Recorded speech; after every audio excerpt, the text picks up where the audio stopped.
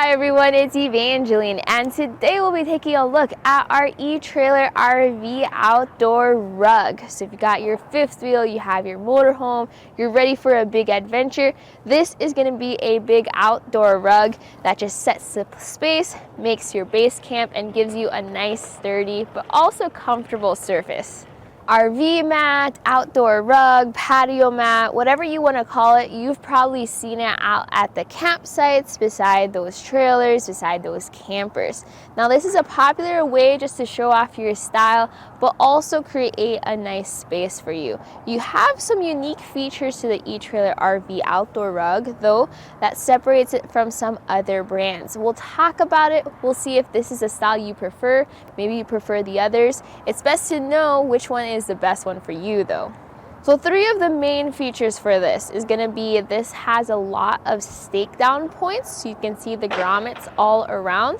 You also have 2 layers of cushion, and the material this is made out of is pretty nice, but also the design. Notice this nice simple geometric design. It's actually reversible, so if you want the brighter side or if you want the darker side, you can pick and choose. This is made of 2 layers of durable polypropylene, but what that actually feels like, let me explain it. It's kind of like a soft plastic straw. So 2 layers of them. You have a cushion there where you can feel the air in between the straw-like texture, but then you also have that durability of the polypropylene, so then you know that whatever's sitting on it kind of just glides over it and doesn't get caught up in the material. Now it does have that slick texture, but it also has a little bit of grip on there. So here with my shoes, I'm not concerned about slipping and sliding on the mat. That double layer twill is an interesting balance between cushion but also breathability and being lightweight. So some people like different styles of RV rugs. Some people go one way where they want the almost artificial turf style rug. That's going to be a super thick material. It does create a great cushion, but it's also very heavy and pretty much kills the grass underneath. Or you could go the other way where you could take a look at the arrow weave style of a rug.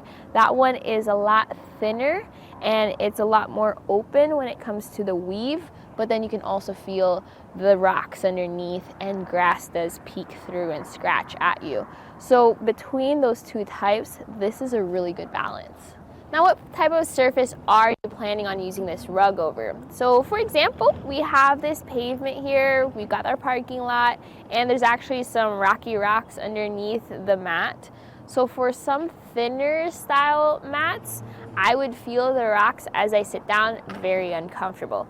This is very cushiony though. Like, I don't feel the rocks. I do feel the indentions of the surface area, but no rocks. In fact, I lost this bag of stakes underneath the rug for a little bit, and I was trying to walk around and find them, and I couldn't until I lifted up the mat and saw them. That shows how much cushion there is. And on grass, you might be concerned about if the blades of grass peep up through the weave, or if you can feel like acorns or pine cones or twigs underneath the mat. The weave is tightly woven, and the 2 layers add to the fact that no grass peeks through our weave. We've got this nice solid surface with that cushion on top of our bouncy grass. It was also raining a lot this morning, so we have a lot of mud and condensation underneath our mat. The main concern would be if the water seeps up through the mat too.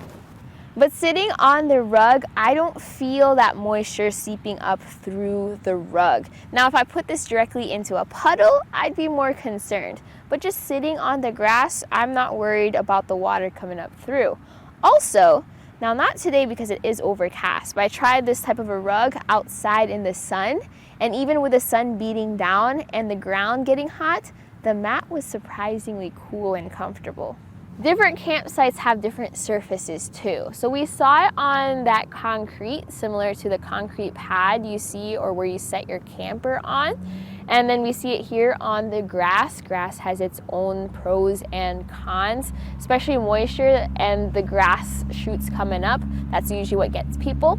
But another popular surface is gravel. So gravel has its own experience too. You have the small rocks, which can get really uncomfortable, but you want to make sure you have enough cushion but a tight weave that sits on top of that gravel. Now for the durability of the mat, on the edges you have these well-stitched hems. So it's a double hem, the stitching is really good, there's not any fraying around the hems, and the grommets are placed inside of them pretty securely. And if you're worried about, let's say, your shoes or the chairs or the cooler snagging against the mat and ripping it up, this is a very strong material. What may break it down though is if you drag the whole mat across the parking lot with a cooler on top. I did do that, and I did notice a little bit of tearing underneath, but nothing that took the whole mat apart, just normal wear and tear.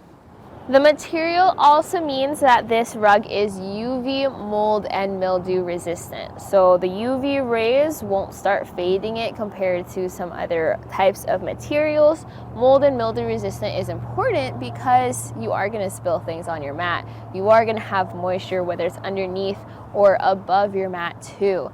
And you want to make sure that when you pack it up at the end of the season, it is not going to mold in your camper over your winter months. So things like that are important.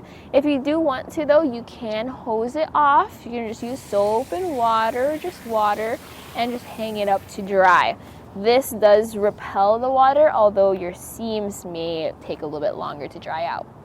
This is what your mat is going to look like all folded up. So for its folded dimensions, it's going to be 24 inches wide, 40 inches long, and 6 inches thick. You do get these 2 elastic bands to secure it.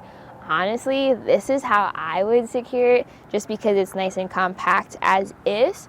But you also get this bag. So this is good if you want to store your mat and keep it protected as well.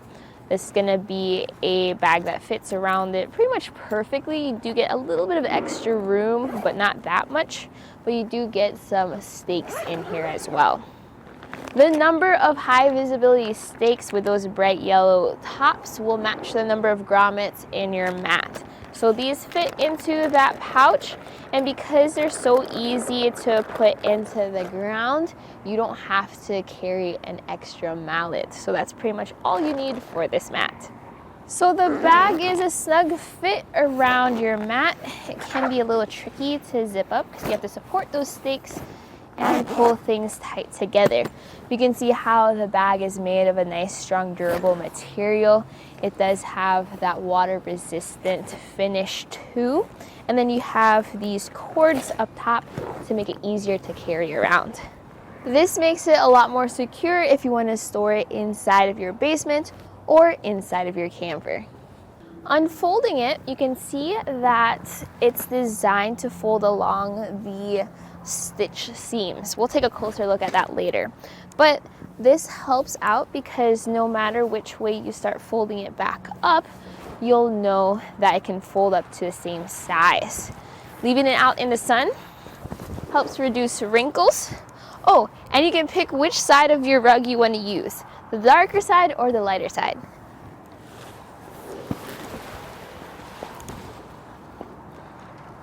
Once you unfold your mat, you can then use your stakes to secure it into the grommet if you have soft turf. Also, you can see how we have those seams. These are actually sewn seams, and that way when you need to fold it right back up again, you can just follow those as a guideline. They're also there to make sure that your 2 layers aren't rubbing against each other or separating.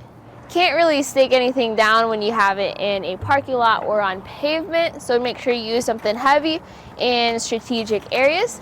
But that's it. That's how you set up your rug and you set up your campsite. If you have a large 5th wheel camper like this or a large motorhome, then having a large outdoor rug is appropriate.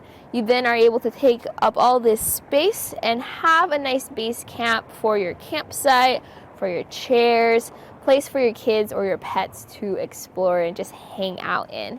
Now, if you had a smaller camper, or maybe even like a teardrop camper, or you're overlanding with a car, then a smaller RV rug might be more appropriate. You do have those different size options available for you. They're all gonna be made the same way, have that same material. I really, really like that double twill weave with how it cushions but also creates that nice surface. Now I did compare it with some other types of rugs, so hopefully this video helped explain what types of situations you'll enjoy this rug in. If that's going to be the adventures you're going on, awesome, and hopefully this video helped you out with getting the right rug for you. And that right there was an overview of the etrailer RV outdoor rug. So whether you need an extra large rug, medium size, or small, you've got a great balance of versatility, cushion, and durability for your RV adventures.